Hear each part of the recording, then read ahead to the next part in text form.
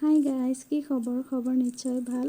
আজি যিহেতু বৰষুণ বতৰ আছিলে, তাৰ কাৰণে কিবা এটা স্পেচিয়েল খাব মন গৈছিলে। গধূলি হাঁহৰ মাংস লৈ আহিছে। যিহেতু মাংস আনিলে প্ৰায় বনায়, তাৰ কাৰণে মই গোটেইখিনি ৰেডি কৰি দি আছোঁ। পিঁয়াজখিনি কাটোতে ইমান যে চকুত ধৰিছিলে। এইফালে মই গোটেইখিনি ৰেডি কৰি পূৰা গেছৰ ওচৰত দি থৈ আহিছোঁ। এইফালে মইনা কলিজাক ভাত খুৱাব হৈছে, বহুত দেৰিয়ে হ'ল। আহি দেখোঁ পূৰা বাপেক জীয়েক টিভি চোৱাত। এইফালে মইনা কলিজাক ভাত খুৱাই দি পাকঘৰত আহিলোঁ। মাংস বনাই আছে, মাংস প্ৰায় ৰেডিয়ে হ'ল। এতিয়া খাব ওলালোঁ। আজি খোৱাৰ এইখিনিয়ে। খাই মেলি বাচন ধোৱাত লাগি গ'লোঁ। যিহেতু আমি মাইকী মানুহ, গোটেই কামখিনি কৰিহে পাকঘৰৰ পৰা ওলাই আহিব পাৰোঁ। আহি অলপ বহি লৈছোঁ। যিহেতু আজি ভাত খাওঁতেও বহুত দেৰি হ'ল, প্ৰায় 11:30 বাজিলে।